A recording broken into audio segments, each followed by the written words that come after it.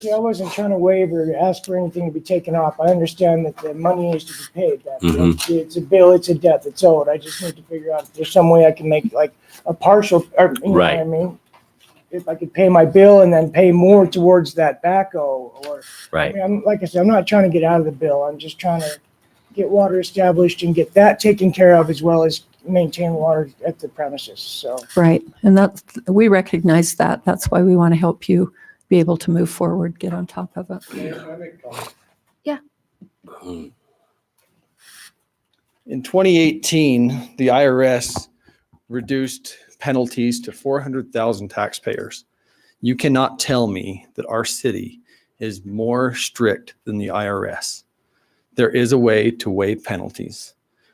The fact is, the amount that's due is what was used. It is what is the cost that was accrued to the water department. The fee is not a cost that was accrued.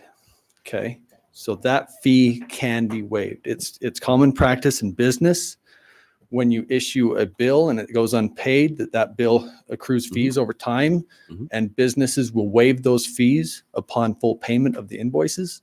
I know my business has done it. I know that I have requested waivers for penalties from the IRS, and I've received them. So you cannot tell me that this city is harsher to its citizens than the IRS is. Adam Hahn, my apologies, Mayor.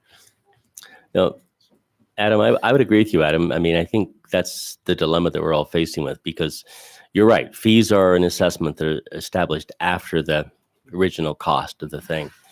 But just today, we've got like 10 pages of them. So do we do it for everybody? And where do you stop when this happens? So I guess that's the question.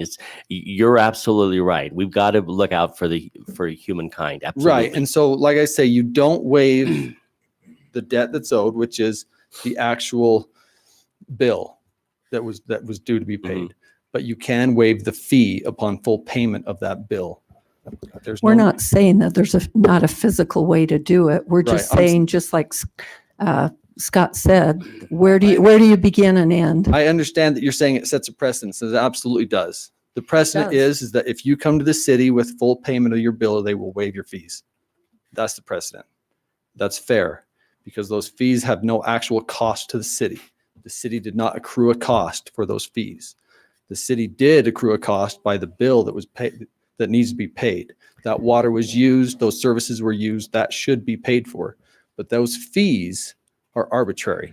They are also earned. We have people that go out, we have personnel that have to personally shut off that water, turn on water, all of those types of things, collections, all of those things are an actual cost. And if we can find the cost, if there are collections fees, then I don't know if this man's bill's gone to collections, but if there's collections fees, I could understand those. No, I'm not talking collections. I'm talking our billing systems. I'm talking our personnel that have to manage and follow for it. That's very arbitrary, in my opinion, because those city employees that go around, they're working anyway.